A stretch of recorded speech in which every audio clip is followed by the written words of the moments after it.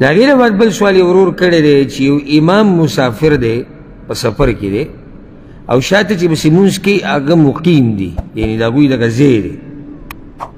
نو دا مقیم به د دې امام تابعداري کوي دی به لمونځ قصر کوي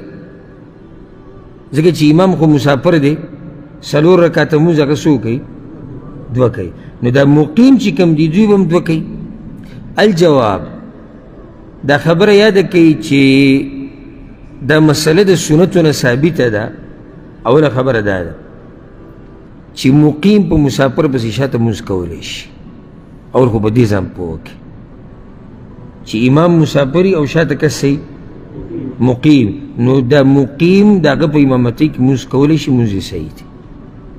دویمه مسله چې لمونځ کوي نو دی به خپل لمونځ پوره کوي دی به قصر نه کوي اگر که امام قصر کوي او دا اتفاقی مسله ده په 4 مذهبونو کې فقهي مذاهب چې او دې باره کې یو روایت هم شته اگر که سند یې داسې مضبوط نه دی عمران بن حسین روایت دی وایي زه د پیغمبر صلی الله علیه وسلم سره په ډېرو غزاګانو کې شریک شوی د امام ابو داود دا روایت راوړی او فتح مکې په موقع باندې هم زه وم د پیغمبر سره نو په مکه کې هغه 18 شپې تېرې کړې وي او لمونځ به یې قصر کوو خو دا مسله د نور روایتونو هم ثابته ده چې پیغمبر لمونځ قصر کوو خو دا به یې وي چې کله به امامتۍ ته مخکې ځکه چې امامتي به چا ورکوله پیغمبر صلی الله علیه وسلم ورکوله نو اوس دلته امام څه دی مقیم دی که مسافر دی مسافر دی شاته پسې مکې والا چې کوم ولاړ دی هغه څه دي مقیم دي نو چې کله به مخکې شو نو دا به ووایي چې یا اهل البلد ای ښاروالو صلوا 4 فإنا قوم سفر تاسو به 4 وکئ موږ داسې قوم یو چې به سفر کړو خو تاسو به څه وکئ تاسو به 4 وکئ او دقه شان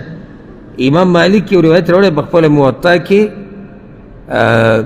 عبدالله بن عمر د خپل پلار عمر بن خطاب رضی الله عنهما بارک وی کان اذا قدم مکه صلى بهم 2 عبدالله بن عمر چې به کلم عمر بن خطاب چې به کلم مکې ته راغی نو لمونځ به یې څو رکعته کوو 2 رکعته به یې کوو او بیا به دا ووایي یا اهل مکه ای مکې والو اتموا صلاتکم فإنا قوم سفر تاسو خپل لمونځ پوره کوئ موږ داسې قوم یو چې مسافر یو پوه شوې په مسله باندې که نه نو چې ته مقیم او مسافر پسې لمونځ کوې نو لمونځ به پوره کوې ته به خپل لمونځ پوره کوې خو بله مسله ته د فایدې دپاره ذکر کړه او چې ته مسافر او په مقیم پسې شاته لمونځ کوې بیا به د امام تابعداري کوې لمونځ به پوره کوې دواړه مسلې یادې کوي ښه دغه خو واضحه ده امام مسافر دی او ته څه مقیم ته خو مقیم ته به خپل لمونځ پوره کړي